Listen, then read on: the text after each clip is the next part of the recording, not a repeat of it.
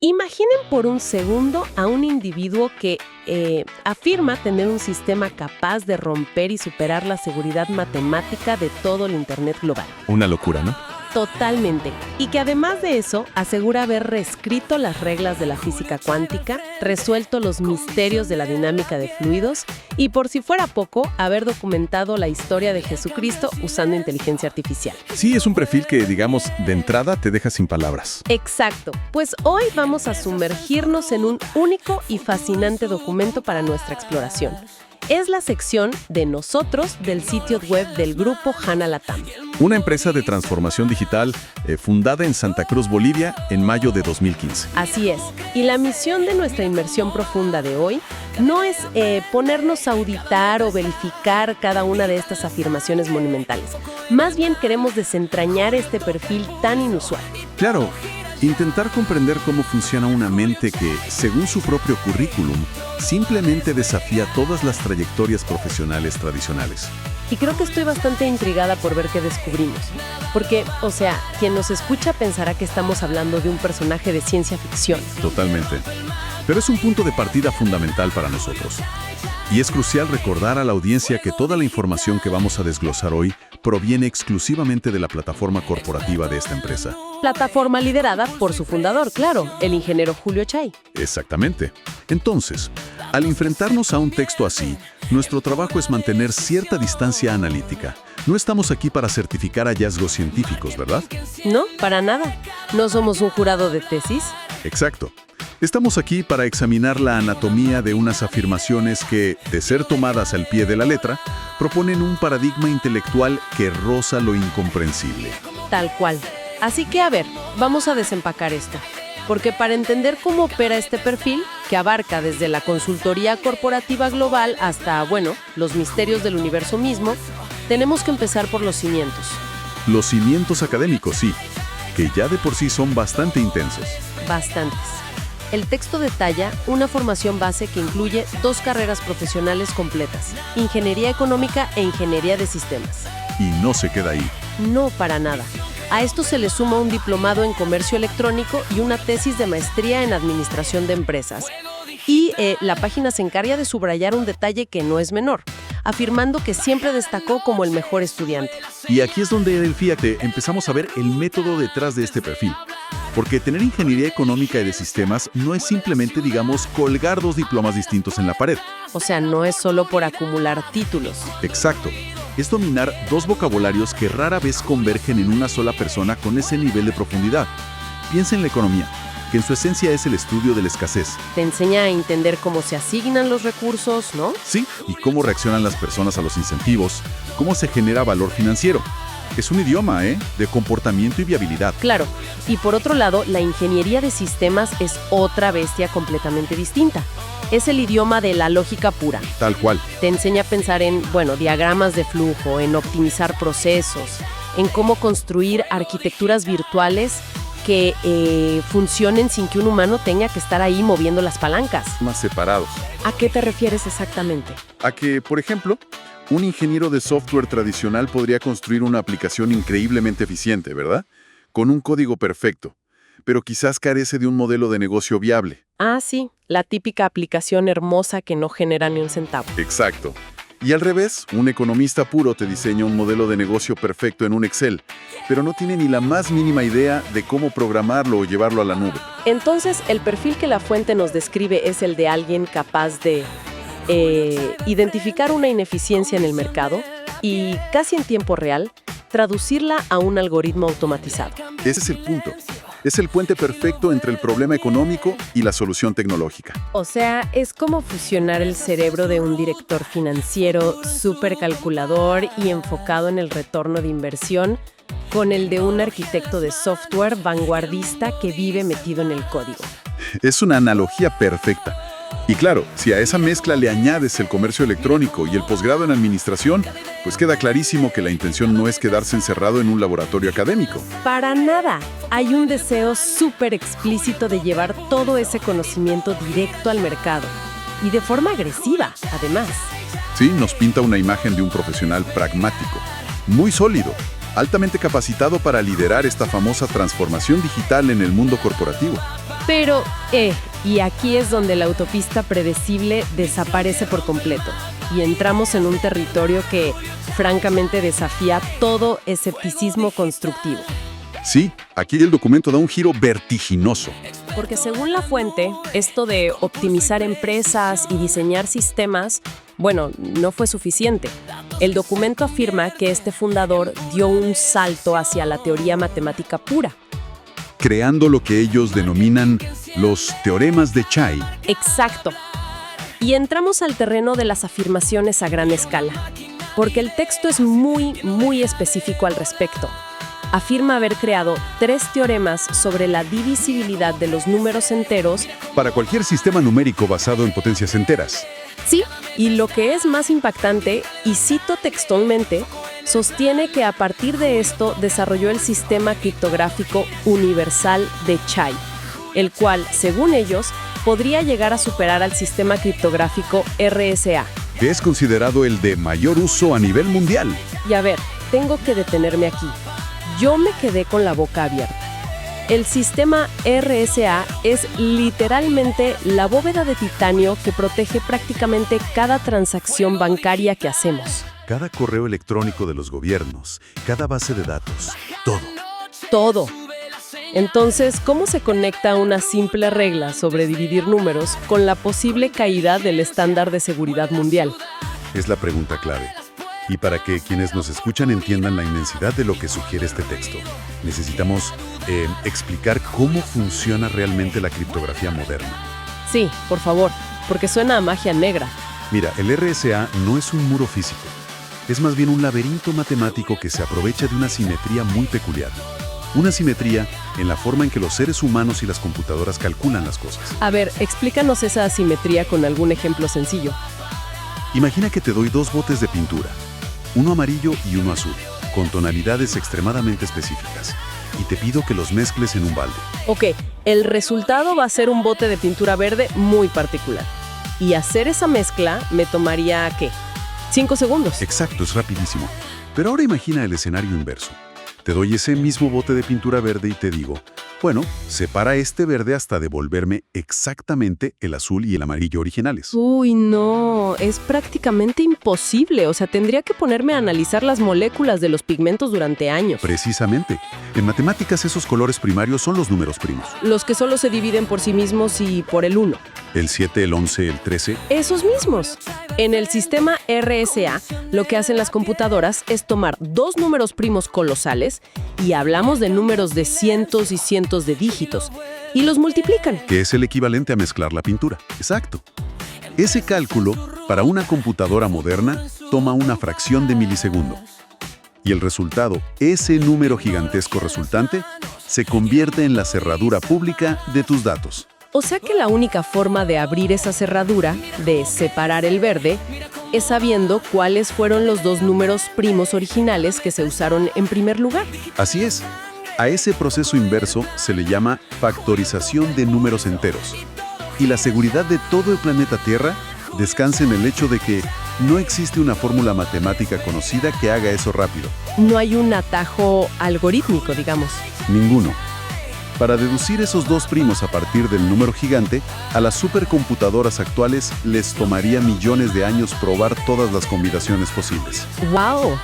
Entonces, cuando la página de esta empresa afirma que los teoremas de Chai aportan nuevas reglas sobre la divisibilidad de números enteros, Sí. lo que están sugiriendo básicamente es que han encontrado el atajo.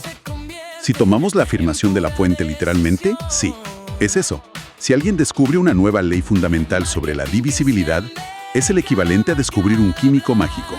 Un químico que dejas caer en el bote verde y separa el amarillo y el azul al instante. Tal cual.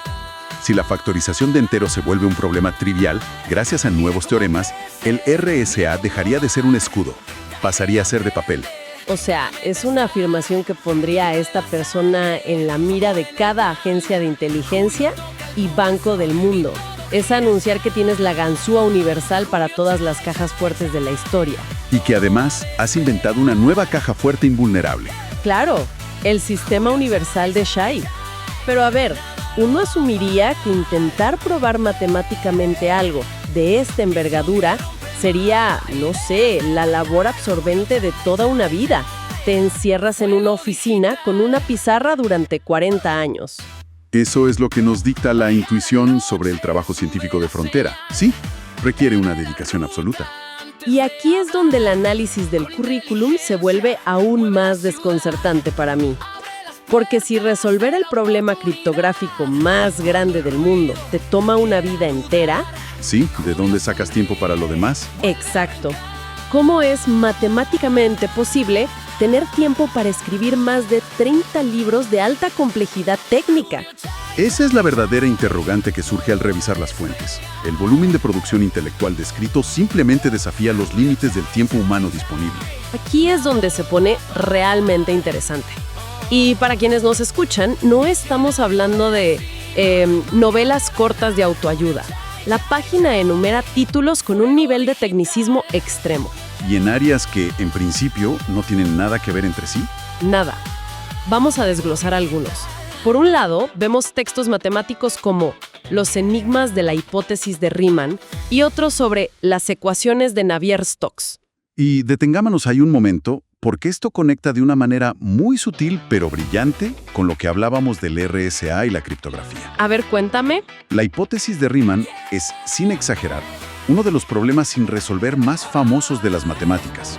Tiene que ver con intentar encontrar un patrón oculto en la forma en que los números primos se distribuyen. ¡Ah, los números primos otra vez! La base de todo lo que hablamos. Exactamente. A simple vista, los números primos parecen aparecer de forma totalmente aleatoria en la recta numérica, como maleza creciendo en un campo. Sin ningún orden aparente. Pero hace más de un siglo y medio, Riemann sugirió que hay una frecuencia subyacente que dicta dónde van a aparecer. Si alguien lograra probar su hipótesis, iluminaría el comportamiento de los primos. Lo cual tendría implicaciones sísmicas para la teoría de números y, por extensión lógica, para la seguridad informática y la criptografía. Tal cual. Así que es bastante coherente que una mente interesada en desafiar el sistema RSA esté profundamente inmersa en los enigmas de Riemann. Ok, eso tiene un sentido lógico fascinante, lo admito. Pero luego veo el otro título, el de Las ecuaciones de Navier-Stokes. Y que yo sepa, eso ya no tiene absolutamente nada que ver con números primos. No, en absoluto. Ahí damos un salto a otro campo. Las ecuaciones de Navier-Stokes pertenecen al reino de la física clásica y la dinámica de fluidos. Dinámica de fluidos, o sea, cómo se mueven los líquidos. Exacto. Intentan describir matemáticamente cómo se mueven los líquidos y los gases. Desde cómo fluye el agua en las tuberías de tu casa hasta cómo interactúa el aire con las alas de un avión. O la formación de huracanes, me imagino. Pero suena a algo que ya deberíamos tener resuelto si sabemos volar aviones comerciales todos los días. Uno pensaría que sí, ¿verdad? Y, de forma aproximada, los ingenieros las usan en simulaciones a diario. Pero el problema teórico radica en la turbulencia. El caos del movimiento. Sí, el caos dentro de un fluido es tan matemáticamente impredecible que nadie ha podido demostrar si estas ecuaciones siempre tienen una solución tridimensional suave o si llegan a un punto de error que lleva a comportamientos físicamente imposibles. ¡Wow! Es otro de los famosos problemas del milenio, igual que la hipótesis de Riemann. Resolverlo conlleva un premio de $1 millón. Entonces, el documento nos presenta a un individuo que escribe tratados sobre dos de los problemas matemáticos más formidables de la historia humana. ¿Así, sin más? Y la lista continúa. Da un salto hacia la física teórica moderna. Sí, vi eso. Afirma ser autor del modelo de corrección hiperexponencial Planck-Chai a la teoría general de la relatividad para campos cuánticos, y señala que esto se ha traducido al inglés y al alemán. Si conectamos esto con el panorama científico general, esta afirmación apunta literalmente al santo grial de la física moderna, la gravedad cuántica. Ayúdame a visualizar esto un poco, porque suena complicadísimo. ¿Por qué la relatividad de Einstein necesitaría una corrección hiperexponencial? Imagina que la física actual está dividida en dos imperios enormes que básicamente se odian mutuamente y no se hablan. Por un lado tienes la teoría general de la relatividad de Einstein, que explica el universo a gran escala, ¿no? Estrellas, galaxias, agujeros negros. Exacto. Es una teoría hermosa, pulida y predecible. Es como observar el tráfico de una ciudad desde un helicóptero. Ves el flujo general y las rutas principales perfectamente. Y supongo que el otro imperio es la mecánica cuántica. Así es. La mecánica cuántica rige el universo de lo increíblemente pequeño: átomos, electrones, quarks. Y ese imperio no es ni fluido ni predecible. Es caótico, probabilístico y lleno de saltos inexplicables. Entonces el problema es cuando intentas juntarlos. Tal cual. Cuando los físicos intentan usar las matemáticas de Einstein para explicar lo que ocurre a nivel cuántico, las ecuaciones colapsan. Dan resultados absurdos, como infinitos que son imposibles en el mundo real. Entiendo. Entonces, lo que este título sugiere es que el autor ha propuesto un modelo, un puente matemático, una corrección a la fórmula de Einstein para obligarla a funcionar a escala de partículas cuánticas. Eso es lo que sugiere el título, ¿sí? Y unir esos dos imperios ha sido el problema central de miles de físicos teóricos durante casi un siglo. Y justo cuando uno asume que esta persona vive permanentemente rodeada de pizarras llenas de símbolos griegos en un sótano o laboratorio, la página nos lanza una bola curva monumental. El giro hacia las humanidades y la tecnología aplicada. Sí, porque dentro de esos mismos 30 libros se listan biografías de Da Vinci, Einstein, Newton, Riemann y Euclides. Y más allá de eso, entra de lleno en la filosofía, la tecnología y, de forma muy sorprendente, la teología. Los títulos son muy llamativos. Demasiado. Menciona cosas como Homo digitalis, la evolución del ser humano en la era de la inteligencia artificial y multiversología. Pero el que verdaderamente me obligó a frotarme los ojos y releer la línea fue uno en particular. Sé exactamente a cuál te refieres. Jesucristo, la historia jamás contada por la inteligencia artificial. O sea, es un giro temático que te causa una especie de latigazo intelectual, ¿no? Pasar de modelar turbulencia de fluidos a usar algoritmos para reinterpretar textos sagrados.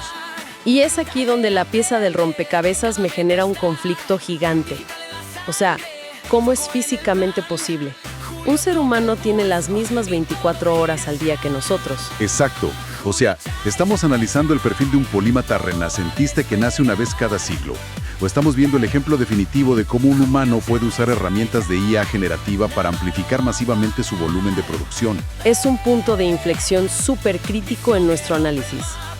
Y si miramos la fuente, la página de su empresa destaca que la excelencia en transformación digital con inteligencia artificial es literalmente el núcleo de su negocio. Claro, no lo esconden, al contrario. Si alguien es un experto absoluto en diseñar redes neuronales, en estructurar datos y automatizar procesos, no es descabellado pensar que utilice esas mismas herramientas para escalar su propia producción escrita. Tiene mucho sentido.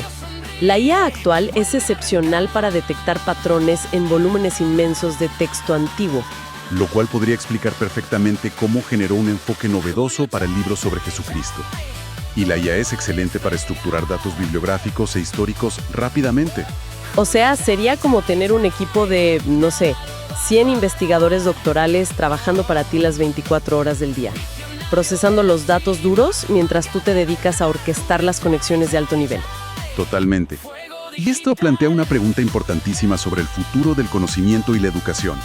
Las instituciones académicas tradicionales siempre fomentan la hiperespecialización, ¿no? Si te exigen saber cada vez más sobre una porción cada vez más pequeña, hasta que prácticamente sabes todo sobre casi nada. Exacto. Pero la historia de la innovación nos muestra que los verdaderos descubrimientos disruptivos ocurren en las intersecciones. En el choque de disciplinas que normalmente no se hablan entre sí. Sí, cuando logras que la teología dialogue con la astrofísica o la teoría de números con la IA. La mente que se expone a todos estos campos desarrolla una capacidad de asociación de patrones increíble. Una que un especialista puro simplemente no puede ver, porque está demasiado atrapado en su propio silo de información. Tal cual. Sin embargo, creo que hay un riesgo inherente en esto. Todo este conocimiento sobre correcciones cuánticas, criptografía y esta voracidad intelectual inmensa corre el riesgo de quedarse en la estratosfera teórica, ¿verdad? Sí, como un ejercicio brillante de gimnasia mental que termina en libros que solo leen unos cuantos académicos y ya.